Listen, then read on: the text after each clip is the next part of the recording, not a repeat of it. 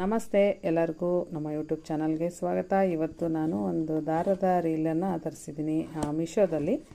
ಇಲ್ಲಿ ನೋಡಿ ಫ್ರೆಂಡ್ಸ್, ತುಂಬ ಕ್ವಾಲಿಟಿ ಒಳ್ಳೆ ಚೆನ್ನಾಗಿದೆ. ನಾನು ಹೆಂಗಿರುತ್ತೋ ಏನೋ ಆನ್ಲೈನಲ್ಲಿ ತರಿಸಿದ್ರೆ ಅಂತ ಅಂದ್ಕೊಂಡೆ.